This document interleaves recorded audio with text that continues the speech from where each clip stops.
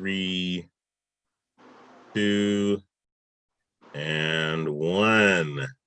All right, I told you we would be back, and now we are back with Karen Mayo, who is going to talk to us today about roots of leadership. And I call it leading from the heart. And so you have, whatever you have on the outside as a leader, man, it does show when you're put in that position. But Karen is going to navigate us through that, and she has several points that she's going to make, and we're going to have just a full discussion on the roots of leadership. It's an awesome book, and you should go out and get it. As soon as you finish hearing this program, you should make your way to Amazon and purchase it, because it's going to be a great help, not just if you are in leadership on your job, just for even personal growth. You will want to read this book. So again, I'm going to introduce Karen Mayo to you. She is no stranger on this platform because she's a part of our Phoenix National Business Group. And so it's great to have her as a partner and as a friend on here. So we really appreciate you coming on, Karen. How are you? I'm good, Philip. How are you today? I am doing great. I'm just excited to be able to have this discussion with you. And pretty soon our friend Oscar is going to be joining us. So I just wanted to let everybody be aware of that. But just introduce yourself to the audience as what they see. Oh, but sorry, by the way, before we go any further, just wanting to give a shout out to our sponsor, Tom Estes of Allstate, who is sponsoring these programs for these few weeks. Thank you so much, Tom. Really appreciate your sponsorship. And, we look forward to working with you again in our future endeavors. So Karen, please introduce yourself again. Sure. Please. Sure. Yep. Hi, everyone. My name is Karen Mayo. Gosh, I wear so many hats, but firstly and foremost, I'm a child of God. And I'm a CEO. I started from the ground up. So I done it for the past, since 2012. And I am double certified in corporate wellness. I'm the award-winning author of 2 books. So the first one obviously was Roots of Leadership, which we're going to discuss today. And then my first book was actually called Mindful Eating. So so excited to be here today to discuss really an amazing topic for so many reasons, wellness, right? So when you envision wellness or financial wellness, what does it look like for you? People often think about wellness in terms of nutrition, exercise, weight management, but it's really so much more than that.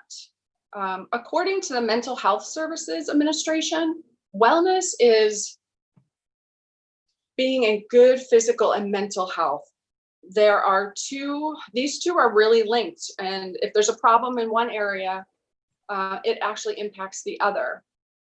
So they believe if you can still strive for wellness, even if you have an illness or if you are stressed.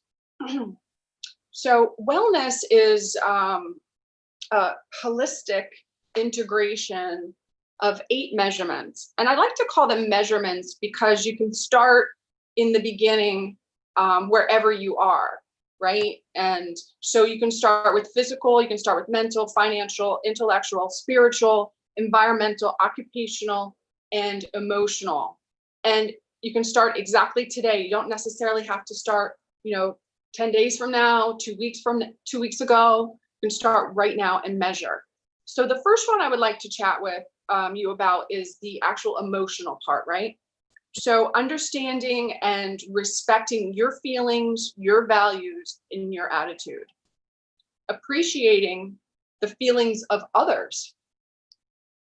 Managing your emotions in a constructive way, feeling positive and enthusiastic about your life.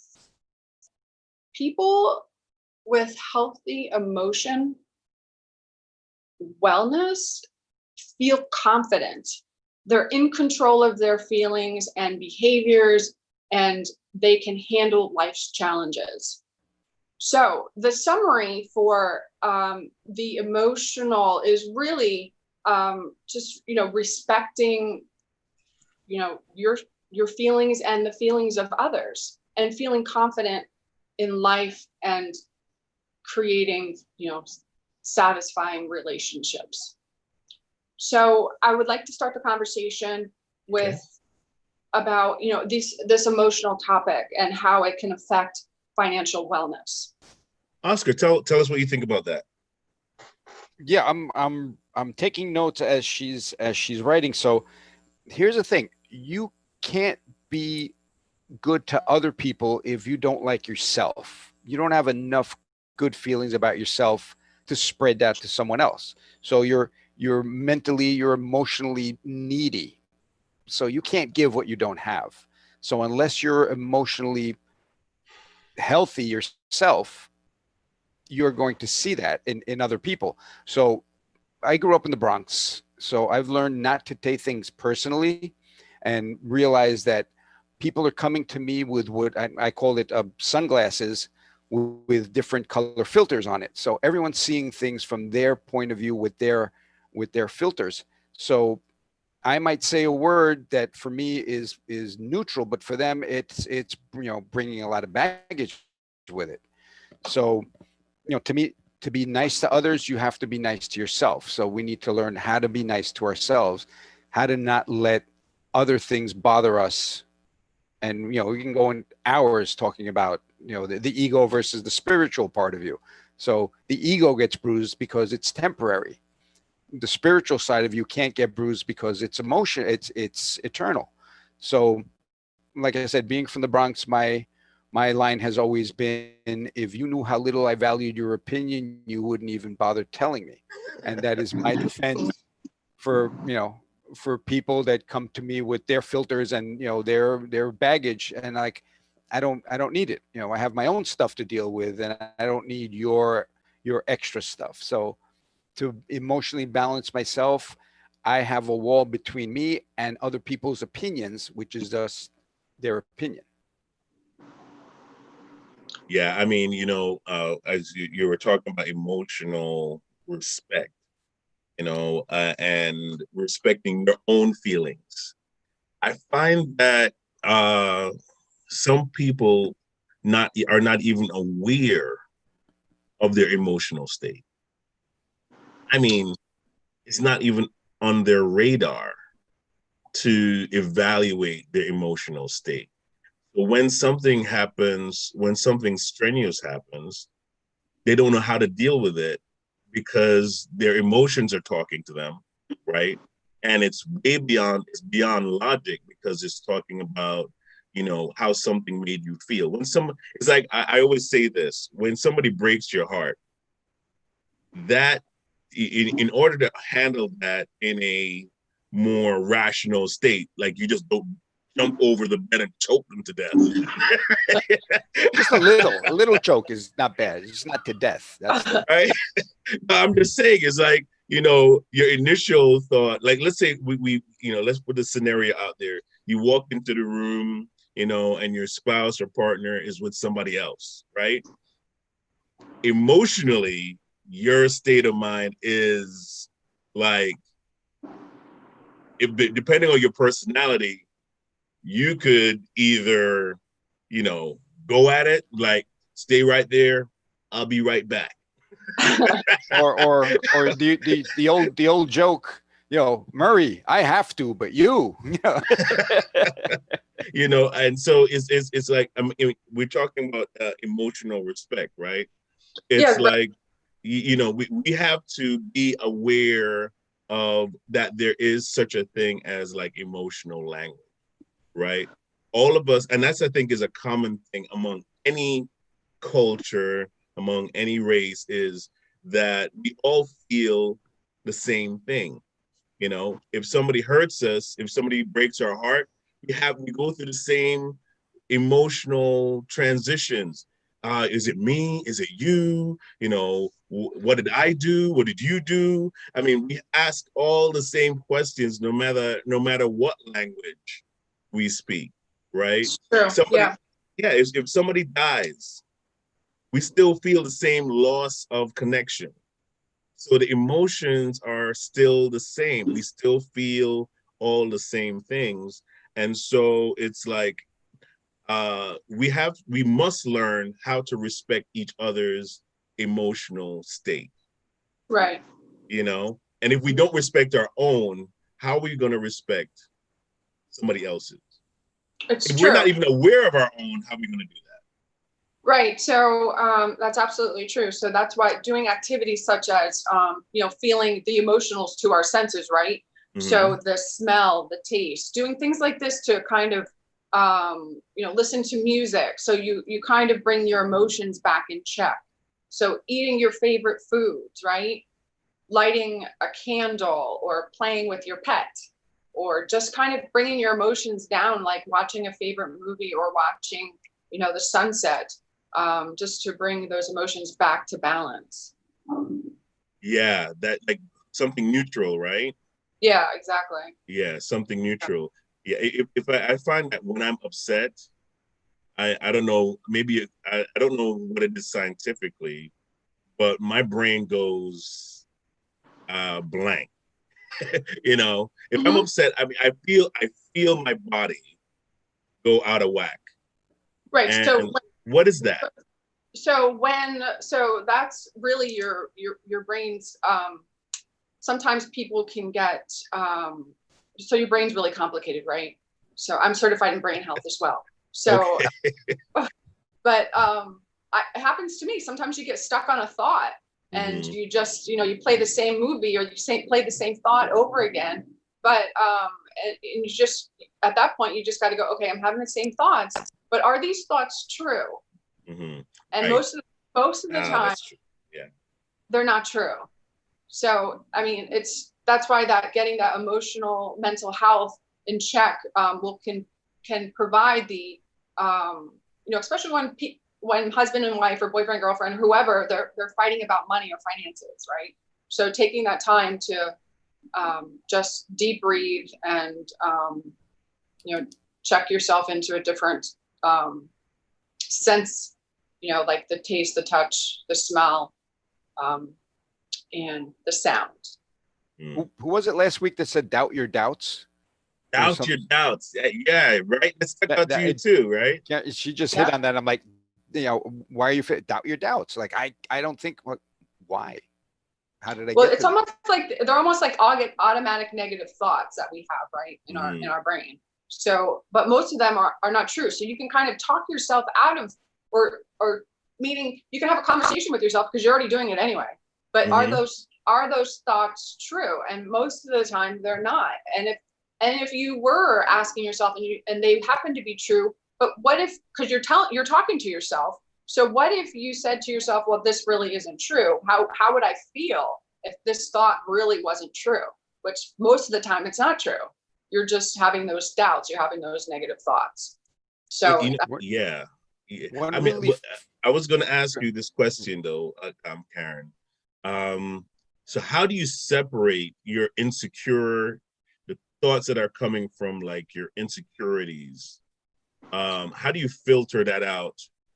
Because your insecurities can sometimes paint your perspective, they right? can. Yeah, Yeah. and then it's like because because it's a familiar emotion. Like let's say you suffered from abandonment, right? Uh-huh. And so somebody says something or does something, and those undefined emotions of abandonment come right back into Right. your space, right? How do you? What are some of the things that people can do in that kind of a spectrum? Right. So those are more trigger thoughts and trigger points. But Mm-hmm. again, just asking yourself those questions, is this really true? And if it is, then you have to, peel back the layers of the onion and try and, what if it wasn't true? What if this was not true? So that abandonment issue. Okay, so that is true, right? So that happened. So at that point, I would hope that that person had gone through some therapy, so they had those resources to fall back on. But they can, those things definitely can be triggering, and that's more of having to go see your therapist. And those are serious. It's serious.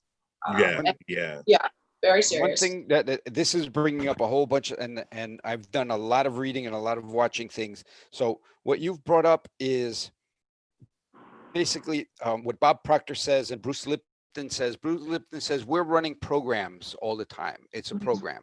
And then in the Bob Proctor, I learned that program was put in our head when we were 7 years old. Yeah. So by the time you're 7, your personality, your thoughts about money, life, everything is programmed. And you run the rest of your life, if you don't know that part, on that 7-year-old's view of the world. So don't touch, don't break anything, don't talk to strangers, all of these things you're taught by 7. Money doesn't grow on trees. All of these things are set. And that but those are right. But those, you can unprogram those thoughts. Right. If you know about them. A lot of people are unconscious of the fact that they're running their whole life from a 7-year-old's point of view. Wow. Right. So, but if that's why when you join my program, I can help you with that. When you join see that little lead in there for you? Thank you. I love that. That's great. Like when you join my program, We're going to move on to our next measurement, right? Yeah, absolutely. Okay, so our next measurement is our physical measurement. So, caring for our body and staying healthy. Now and in the future, is important. And also getting sleep. And most likely, the way your body looks and performs and feels when you have all of this adequate sleep, you have healthy nutrition, you have movement activity, you'll feel better about yourself, your performance, and the way your body looks in your clothes. And when you're exercising, your body releases a chemical called endorphins, which are amazing. That runner's high when you hit that wall and go past it. I don't know. I don't run, but that's what I've heard. Oh my God, endorphins. Yeah, no, endorphins can be like exercising. It doesn't have to be running, but because I don't run, I'm not a runner, but I like riding the bike and doing yoga. But it reduces stress, it reduces anxiety, it improves your self-esteem, along with your sleep and other benefits. So exercise is really, really important. I know everyone knows that, but still it's good to hear. And it's also good to start today. So you can measure it today by just doing baby steps, by doing something. You can do walking and also, bike riding, jumping rope, just whatever you can do. And you don't necessarily have to be like someone who works out in the morning, someone who works out in the afternoon. I say, do it when you can, when you have time, but do it. So that's really the my summary is recognizing the need for your physical activity, healthy foods, and sleep. And that is my measurement for physical. And how do you measure up? So tell me how you fit in there. And I'd like to just start the discussion around that. Well, go ahead, Oscar. I have a question. But a lot of people are like, well, I don't have time to go to the gym. It's like there are body weight exercises that you can do at home. All you need is like a 6 foot by 6 foot area, and you can do that exercise that was developed by the devil called burpees. That is a full body torture. It is.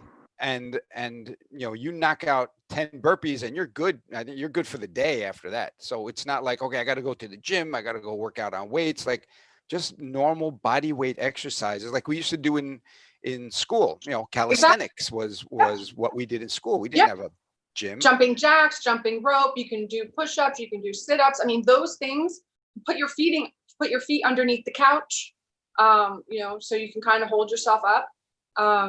You know, if you have kids are great for partnering up with as a partner.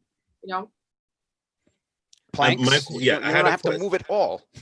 Just do a plank. I had a question about the chicken or the egg. Chicken or the egg, again, right? Okay. So we as we were talking about emotional state, right?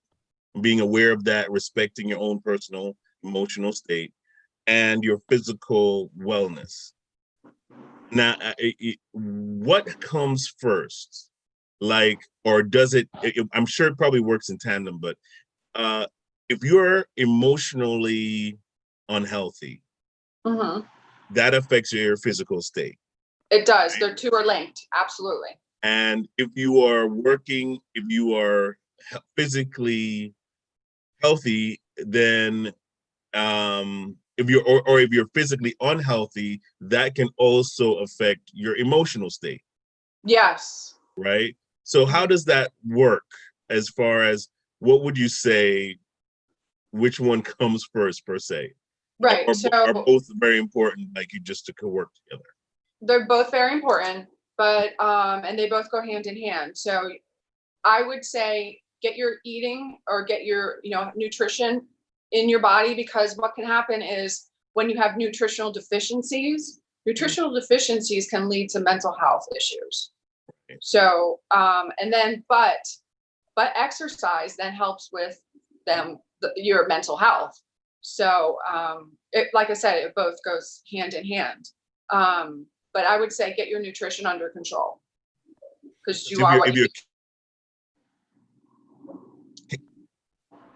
if you're like chemically imbalanced, then your emotions are totally all over the place.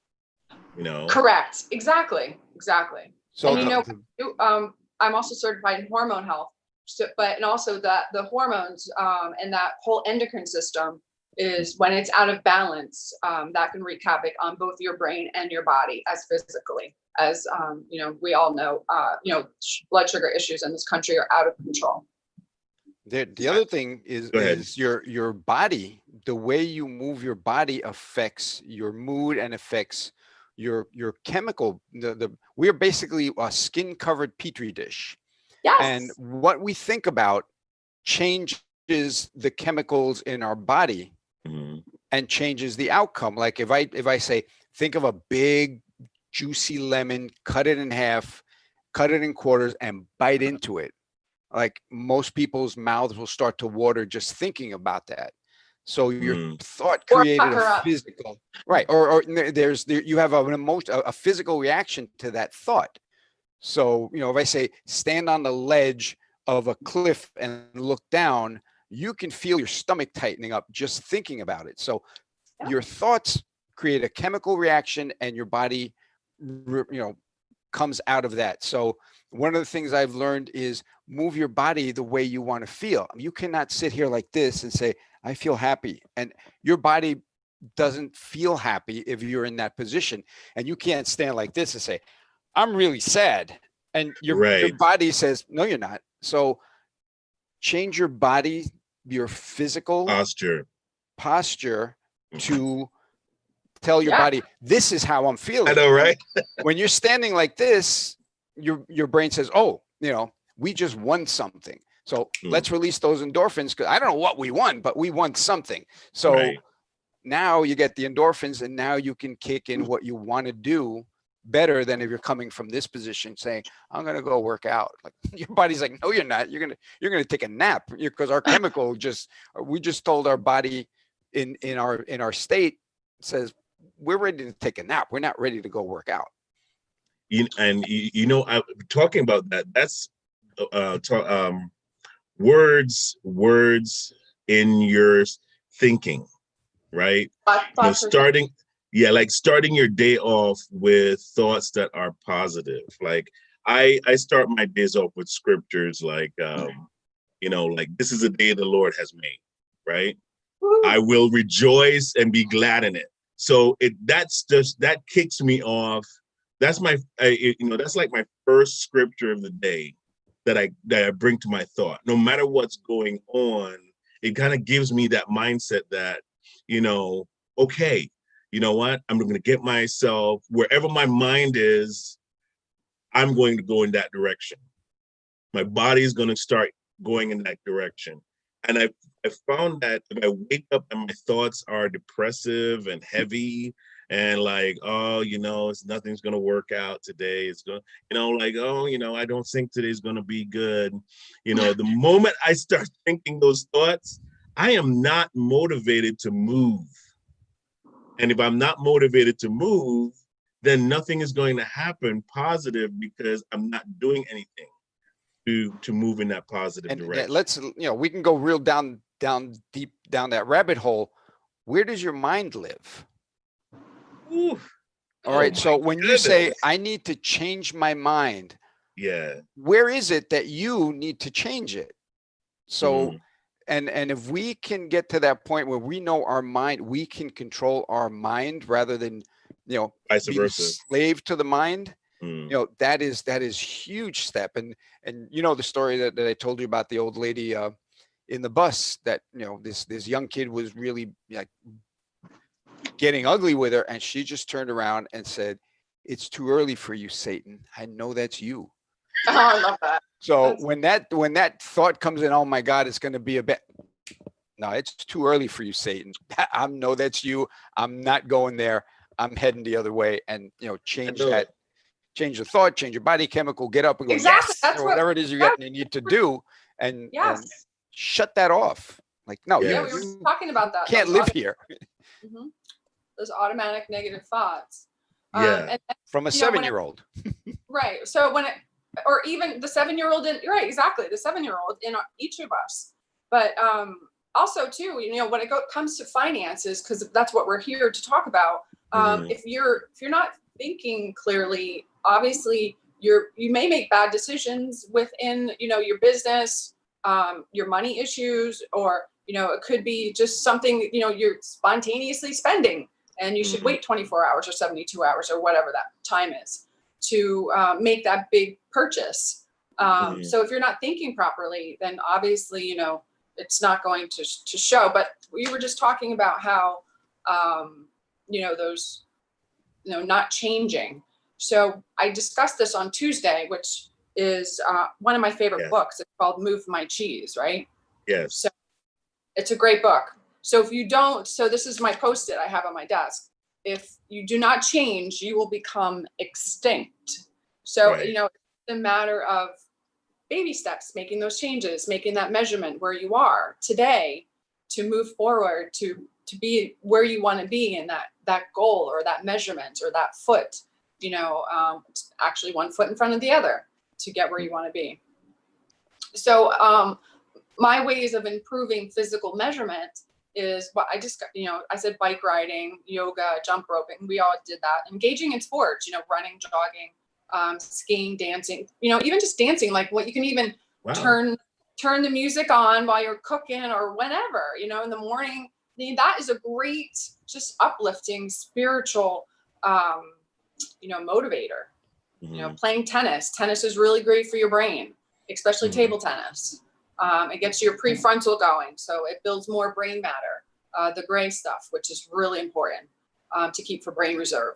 And then gardening. Gardening is really great too for physical and stress and I don't know how it relates to finance, but maybe you won't be spending as much money at the grocery store because you're gardening, right?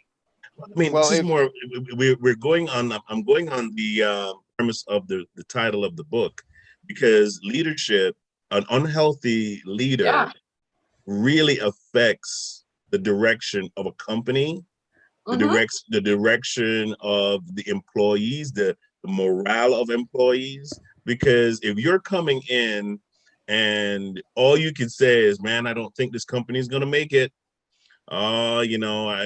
You guys, we're not making our goals. Come on, we're not making our goals." And all you can do is feed the negative or the downward spiral that's already, in the room. what I realize is as a leader, I've been under I've good leaders and I've been under bad leadership. And one thing I realized with the good leaders is they can transfer positive thoughts. Like if my manager walks in and he's like smiling, hey, and how you doing? I mean, no matter if I had a bad day coming in and my manager is like sensitive to what's going on and just kind of like, yeah, I know things look bad, but guess what? We can be creative and we can work through this. I mean, it gives you that thought like, yeah, you know what? I'm going to be positive. I'm Yeah, going to start, I'm going to change, let me change my thinking. Maybe there's something I'm missing. And you start and going through and trying to figure things out rather than the guy that comes in and he's not physically, healthy. He's not emotionally healthy. So he spreads the garbage Yep. all around the room. like they say in Sicily, the fish rots from the head down. So Right. if you got a bad leader, there's nothing, the people underneath that leader are not going to be the ones bringing that up. If you're looking up and saying, oh man, this is going to be a bad day, right, it's going to trickle down to everybody and make that day and self-fulfilling prophecy. It will be a bad day. Yeah.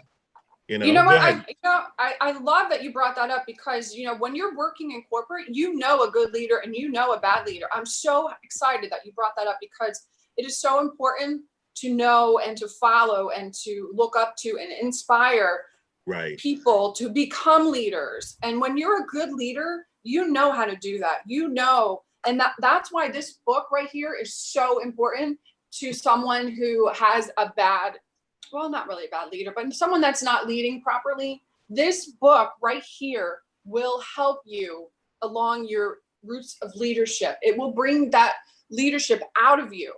Mm-hmm.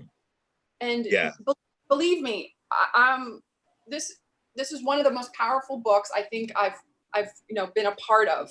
So, but it's so much more than you or the person who's leading you. This is bringing out the leader in you to help others become leaders, and that's how deep this book is, and that's why the roots are so deep. The great visual for that is I saw the two cartoons. One says boss, and he's sitting on top of a wagon with everybody pulling when he's over there whipping. Mm-hmm. Whereas leader, he's in front pulling with everyone else behind him. So you can be a boss, but not be a leader.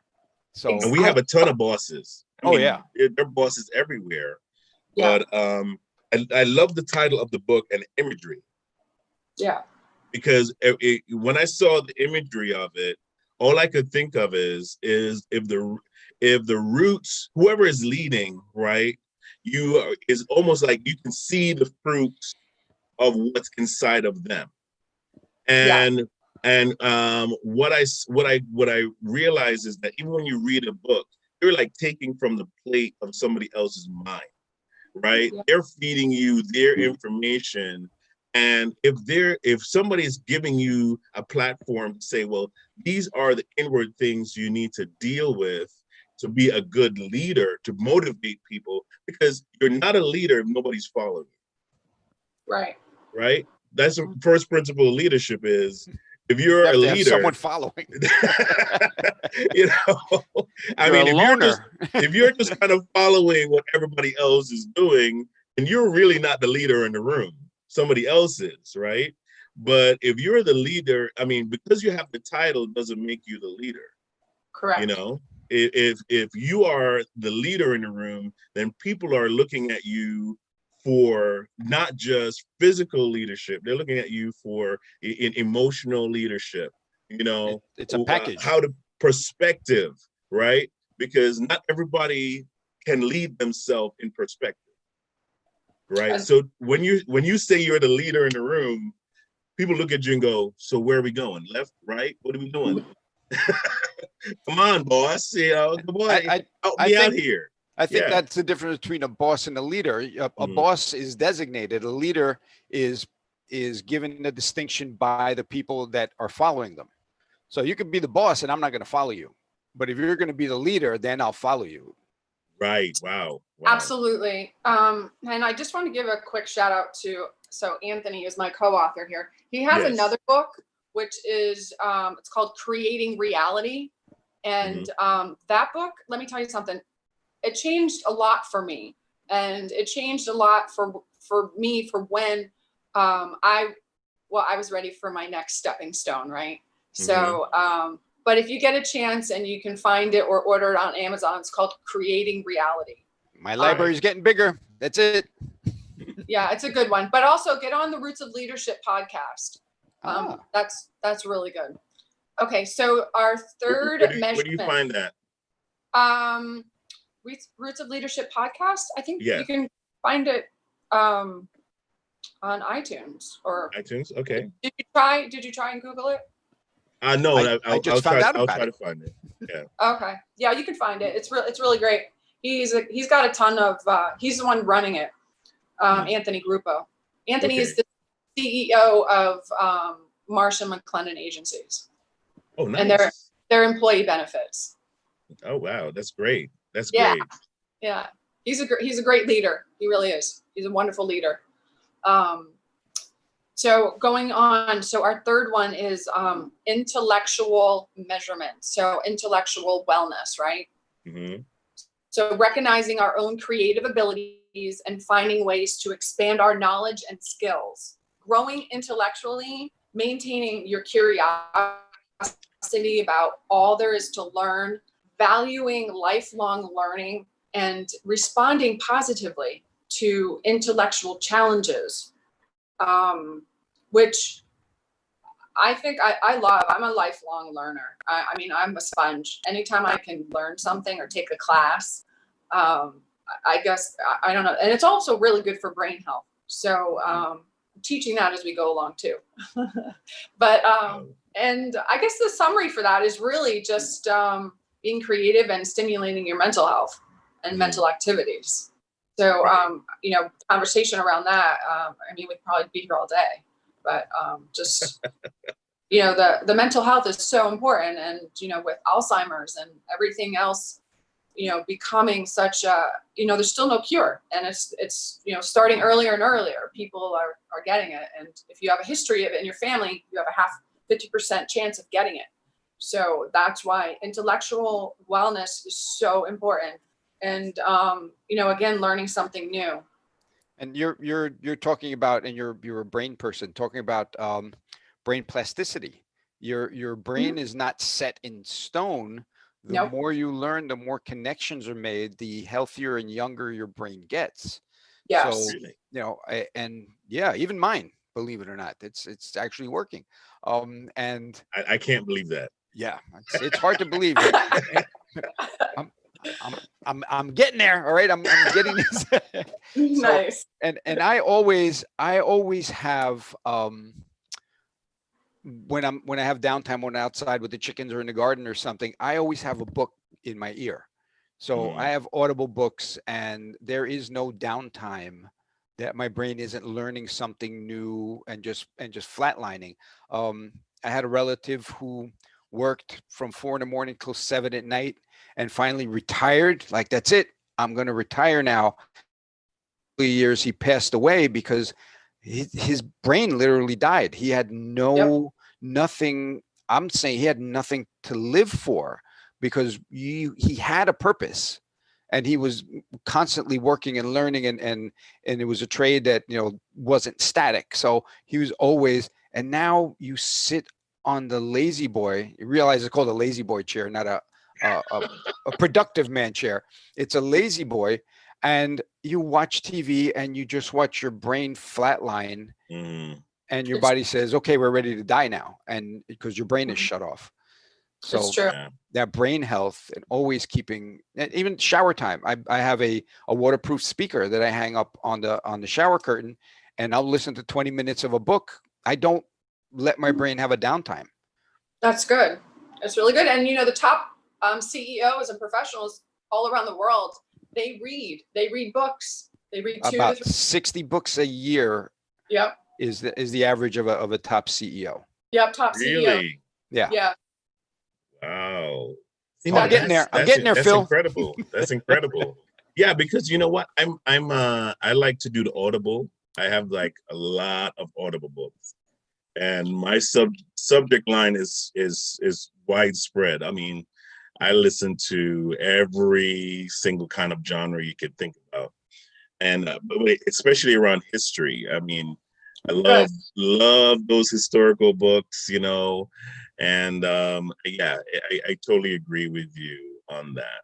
Yeah. I mean, we're midway through our program, but I just wanted to give a quick shout out to Tom Estes of Allstate. He's one of our sponsors for these programs that we've been running.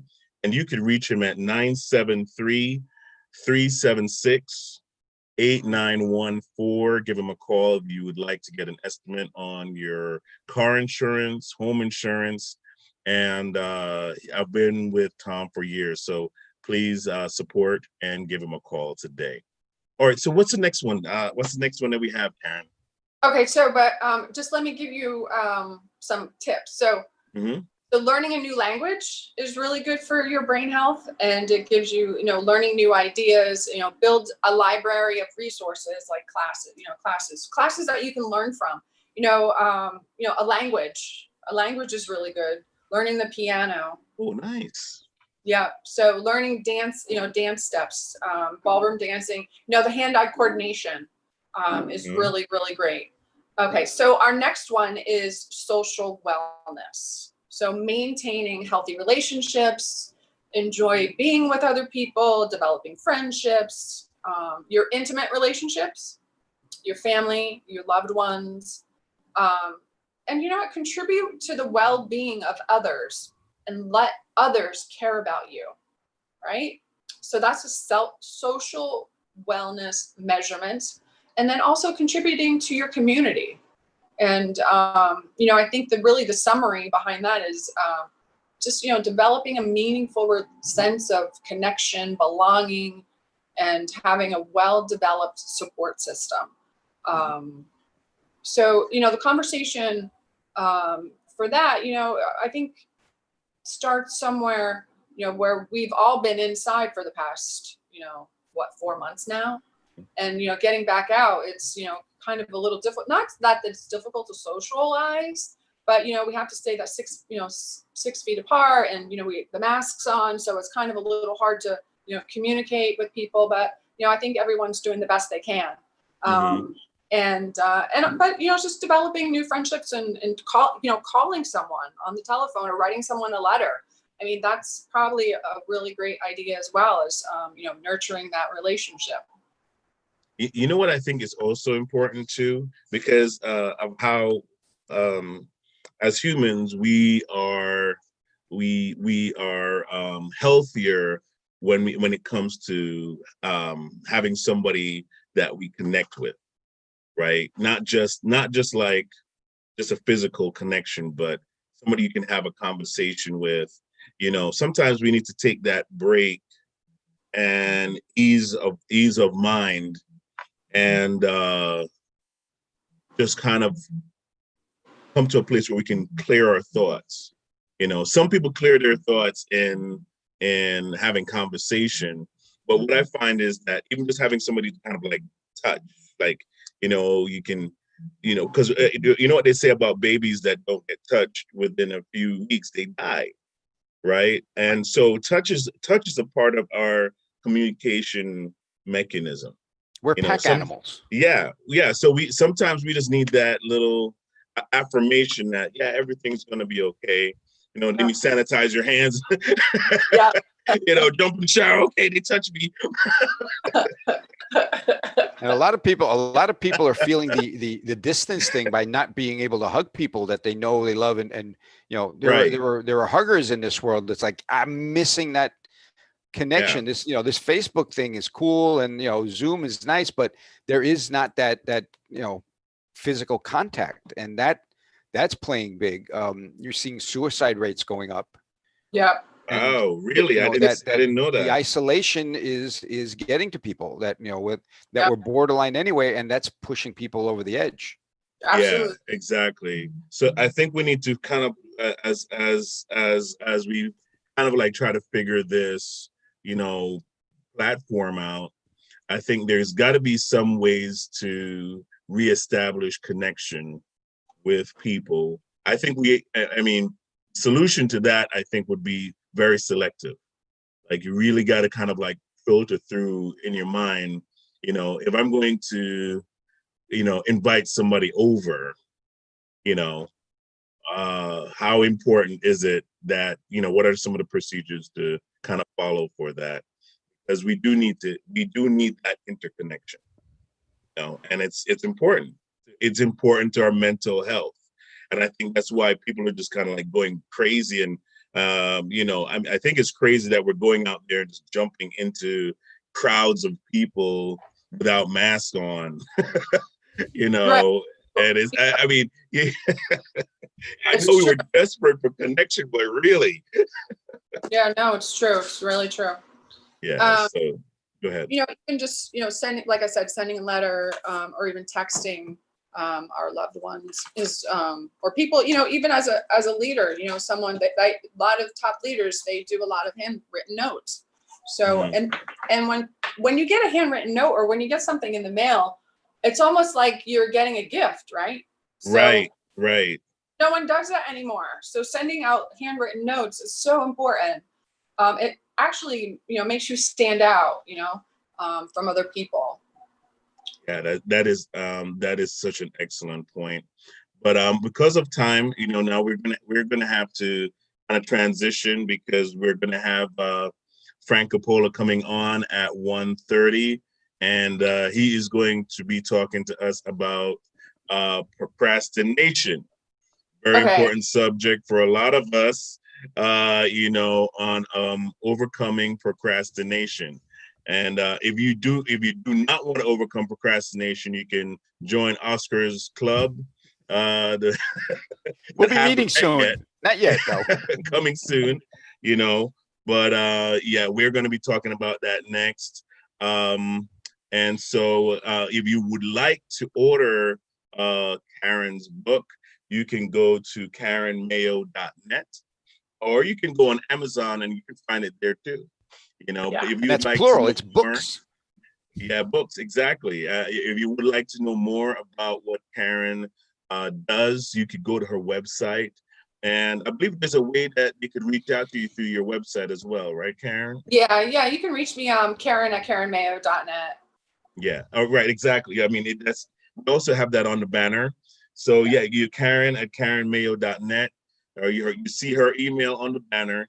So reach out to her. She's a great coach as well. So if you need someone that can help you and walk you through even changing your diet, eating right. Oh my goodness, that is a phenomenal thing. And so you can reach out to her for that as well. So guys, make use of the resource that you have. You see their books on there, Mindful Eating and the Roots of Leadership. You want to get those books today. If you want more information, because we didn't even get a chance to go through everything, right, Karen? No, we have 3 more: spiritual, occupational, and then our financial. Yeah, That's going to be the next segment. Yeah, Tune if in. we really want to, learn more about that, I'm glad we did, because they need to get the book. I need you all to get the book. It could be like a reading club. The next time we're on, everyone open your book to page 17. We can't give you and we're everything going like that. We're going to give you need to get the book so you can learn more about the roots of leadership. And again, we love bringing you these programs. And but support those you see on the program. Visit Oscar's page as well, and send him an email. And also just patronize. Join Phil's book club. Join Phil's, exactly. There you go. Visit our website, philipreed.org, and we can keep these programs going. All right. Glad to see everybody that's watching. We'll see you at 1:30 with Frank Coppola, and he's going to be talking to us about procrastination and how we can overcome procrastination. Everyone, take care, and we'll see you soon.